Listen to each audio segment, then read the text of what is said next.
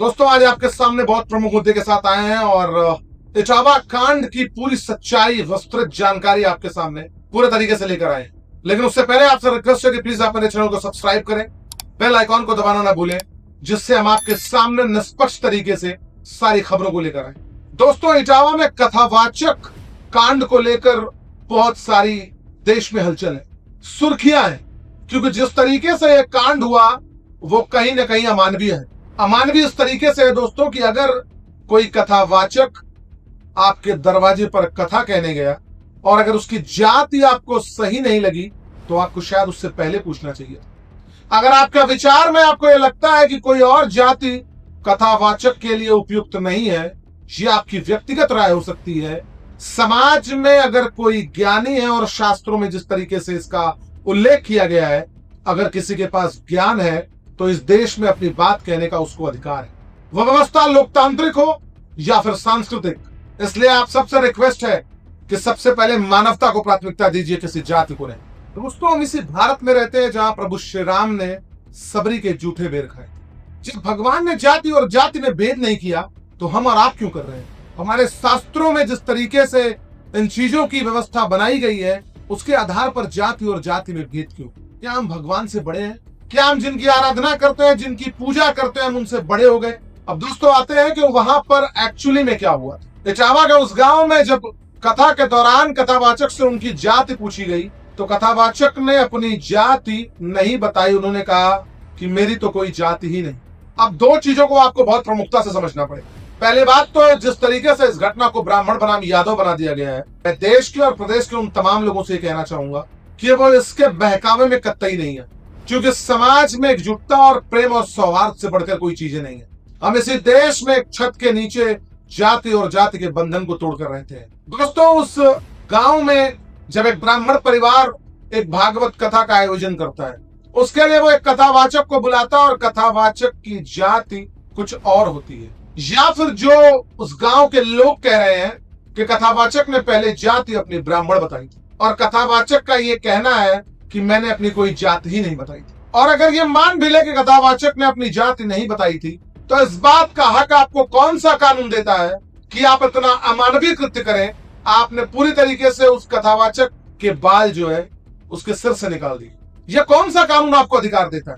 और इस देश में जहां जाति और जाति के बंधन को तोड़कर सबके साथ सबके विकास की बात होती है, वहां पर आज भी जाति के आधार पर इस तरीके का कृत्य करना क्या यह अमानवीय नहीं है? और सबसे बड़ी बात है दोस्तों कि जहां तक उस गांव के वीडियो को जब आप सुनेंगे, उन लोगों के वीडियो को आप सुनेंगे जिस परिवार में भागवत कथा हो रही थी, उस परिवार की जो वरिष्ठ महिला थी उन्होंने कहा कि वो कथावाचक उनके साथ छेड़छाड़ कर रहा था। अगर इस बात में कोई सच्चाई है तो यह सरासर जघन्य अपराध है, लेकिन उसकी भी अपनी एक व्यवस्था है। आप उसके लिए पुलिस के पास जा सकती हैं, आप पुलिस में शिकायत दर्ज करा सकती हैं, लेकिन आपने दूसरा रास्ता चुना। मैं ये मान भी लूं कि अगर कथावाचक ने अपनी जाति छुपाकर कथा को कहा तो यह जघन्य अपराध की श्रेणी में कैसे आता है? समाज में हम जाति और जाति का भेद तोड़ कर आज एक भारत श्रेष्ठ भारत बनाने की तरफ आगे बढ़ते हैं, तो फिर ऐसी बात कहां से आ जाती है? अब दो चीजें आपको समझनी पड़ेंगी दोस्तों। उस कथावाचक को जब कथा करने के लिए बुलाया गया, कथावाचक ने उस परिवार के आधार पर अपनी जाति छुपाई, और अगर जाति छुपाई भी तो आप उसको हटा देते, उसको वहां से मना कर देते, उसको भगा देते, नहीं करवाते कथा उससे।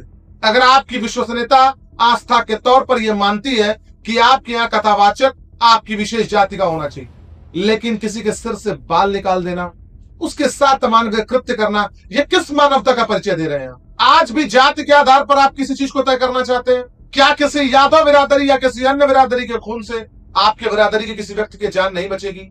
अगर किसी वर्ण व्यवस्था को बनाया गया है तो हमारे शास्त्रों में साफ साफ लिखा गया है कि उस वर्ण व्यवस्था को कर्म के आधार पर बनाया गया है। इसलिए सबसे ज्यादा उपयोगिता इस बात की है कि आपकी मानवता की तारीफ तब होती जब आप उस व्यक्ति को वहां से जाने देते और कहते कि ठीक है, हम आपकी इस बात से सहमत नहीं है, हमारे व्यक्तिगत विचार हमारी सांस्कृतिक आस्था को लेकर कुछ और है। लेकिन यह जघन्य अपराध जिसकी जितनी भी निंदा की जाए कम, अब प्रशासन उस पर कार्रवाई कर रहा है और कार्रवाई कर भी चुका है। और दूसरी तरफ अब मुद्दा आ जाता है दोस्तों कि अब यादव समाज के कुछ लोग ब्राह्मण समाज के उस परिवार को गाली दे रहे हैं, उस गांव को गाली दे रहे हैं और उसको लेकर पूरे ब्राह्मण समाज को टारगेट कर रहे हैं। मैं इसकी भी पुरजोर तरीके से निंदा करता हूं। गगन यादव जैसे लोग जो अपनी राजनीति को चमकाने के लिए एक पूरे यादव समाज को बदनाम करना चाहते हैं, 200-400 यादव के बच्चों को लेकर उस गांव में जाना और उस गांव को टारगेट करना, यह कानूनन अपराध तो है ही, एक दो समाज के बीच में दूरी पैदा करने का भी काम। मैं तमाम उन लोगों से कहना चाहूंगा कि आप ऐसे किसी भी नेता की बयानबाजी में न फंसे। अखिलेश यादव समाजवादी पार्टी के राष्ट्रीय अध्यक्ष ने यह बयान दिया है कि गगन यादव का हमारी पार्टी से कोई सरोकार नहीं है। अब दोस्तों, जिस गगन यादव की हम बात कर रहे हैं, गगन यादव का अपना एक ऑर्गेनाइजेशन है जिसके तहत वो एयर रेजिमेंट की डिमांड करते हैं, लेकिन अखिलेश यादव ने साफ गगन यादव से किनारा कर लिया। अखिलेश यादव ने कथावाचक जिनकी हम बात कर रहे हैं उनको अपने पार्टी कार्यालय में बुलाया, उनको सम्मानित किया। एक संवेदना व्यक्त करने का तरीका हो सकता है, लेकिन सबसे बड़ी बात है, अगर अखिलेश यादव प्रशासन से ये मांग कर रहे हैं कि इस पर कार्रवाई होनी चाहिए, तो गगन यादव जैसे तथाकथित लोग यादव के उन बच्चों को बरगला करके एक समूह को इकट्ठा करके और किसी ब्राह्मण समाज के पूरे गांव को टारगेट करना, ये कहां से योग्य है? और शायद वो बच्चे जो अपना भविष्य ऐसे नेताओं के चक्कर में खराब कर रहे हैं, उनको भी बहुत सोचने और समझने की जरूरत है। पुलिस ने कार्रवाई की है, 200 से ज्यादा यादवों के बच्चों को गिरफ्तार किया है, उनका भविष्य खराब हो रहा है, उन पर कार्रवाइयां हो रही। अब वो माफी मांग रहे हैं, उनके समझ में आ रहा है कि उनसे गलती हुई। मैं एक बात पुरजोर तरीके से यहाँ रखना चाहूंगा, अगर समाज में कहीं पर कुछ गलत हो रहा है तो उसके लिए कानून व्यवस्था है, उसके लिए अपने तौर तरीके हैं, उसके लिए लोकतांत्रिक व्यवस्था में चीजें बनाई गई। इसलिए आप सबसे रिक्वेस्ट है कि किसी भी ऐसे राजनीतिक नेता के बहकावे में आकर के अपने सौहार्द और प्रेम को खत्म न करें। ये आपको बहुत समझने की जरूरत है। जातिगत आधार पर हम कब तक लड़ते रहेंगे? जातियों के आधार पर अपने बीच में वैमनस्यता फैलाना, ये कहां का योग्य कदम है? उस पर आपको बहुत विचार करने की जरूरत है। पार्टियां अपनी राजनीति करती रहेंगी दोस्तों, समाज के लोगों को समझने की जरूरत है कि हमको आपको इससे बचना पड़ेगा। हालांकि प्रदेश के मुख्यमंत्री ने पूरी तरीके से कार्रवाई करने की बात कही है और कार्रवाई हो भी रही है। समाजवादी पार्टी के मुखिया अखिलेश यादव ने भी प्रशासन से मांग की है कि इस पर पुरजोर कार्रवाई होनी चाहिए। किसी एक समाज को व्यक्तिगत तौर पर टारगेट करना ये कहीं से योग्य कदम नहीं है। इसलिए मैं दोनों समाज के लोगों से ये कहना चाहूंगा कि आप इससे बचें, और जो इसके बुद्धिजीवी लोग हैं इस समाज के, वो आगे आए और इस बात के लिए अपनी अपनी बात जरूर रखें कि जहां से नफरत और वैमनस्यता का माहौल न पैदा हो। और मैं तमाम उन लोगों से कहना चाहूंगा कि जातिगत आधार पर खुद को आंकना और दूसरों को आंकना बंद कर दीजिए। भारत श्रेष्ठ भारत और एक भारत तभी बनेगा, जाति के आधार पर तुलना करना छोड़ देंगे। इटावा कांड में जो कुछ भी हुआ वो अमानवीय है, जघन्य अपराध है, वो नहीं होना चाहिए था। दोनों तरफ के लोगों को संयम बरतने की जरूरत है। अगर ऐसी कोई बात है, आपकी आस्था में कोई अंतर है, तो आप उनको अपने से दूर कर दीजिए, लेकिन ऐसे किसी अमानवीय कृत्य को अंजाम मत दीजिए।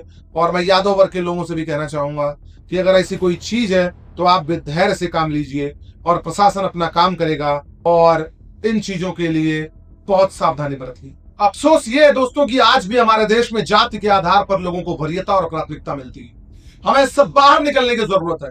हम कब तक इन चीजों में उलझे रहेंगे कि ब्राह्मण, क्षत्रिय, यादव, राजभर, दलित, पिछड़ा? हमें इनसे बाहर निकलने की जरूरत है दोस्तों। आप अपने इस चीज को अपने दिमाग में बिठा लीजिए कि जब तक आप इससे बाहर नहीं निकलेंगे, एक भारत और श्रेष्ठ भारत की आप कल्पना नहीं कर सकते। आपके बैठने वाला बगल में दलित है, यादव है, अति पिछड़ा है, कौन है, उससे ज्यादा फर्क पड़ना चाहिए कि वो एक इंसान है। मैं इसी चीज में विश्वास रखता हूं दोस्तों। हमारे देश में इस बात पर सबसे ज्यादा जोर देने की जरूरत है कि भारत लोगों से मिलकर बनता है। हम जाति, पंथ, मत, मजहब इसके आधार पर कब तक लड़ाइयां करेंगे? आपको लगता है कि शायद देश में जाति के आधार पर जो चीजें हो रही हैं उससे कोई लाभ है? कोई भी लाभ नहीं है दोस्तों। अगर अपने देश के मुकाबले आप चाइना से कंपैरिजन करेंगे तो चाइना में 90% लोग एथिस्ट हैं। एथिस्ट का मतलब कि वो नास्तिक है, वो किसी धर्म को ही नहीं मानते। चाइना वन नेशन पार्टी है, चाइना में लोकतंत्र नहीं है। शायद हम लोकतांत्रिक व्यवस्था को सबसे ऊपर मानते हैं, लेकिन अगर हम कंपैरिजन करने जाएंगे तो चाइना के अंदर 90% लोग किसी धर्म को नहीं मानते, और इसीलिए वो इन चीजों से बाहर है। इसीलिए वो शुरू से विकास की बात करते हैं, हार्ड वर्किंग होते हैं, और हमारे यहाँ हर युवा झंडा लेकर जाति की राजनीति करने में लगा। मैं आप सबसे कहना चाहूंगा, इस दूरी को खत्म करने की जरूरत है।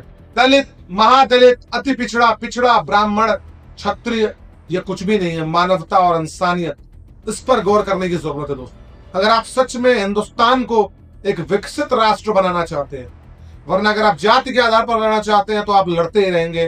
और आप पीछे ही जाएंगे, आगे नहीं जा पाएंगे। उम्मीद है आप सारे लोग मेरी बात को गौर से सुन रहे होंगे और इस पर पूरी तरीके से जो है अपना ध्यान देंगे।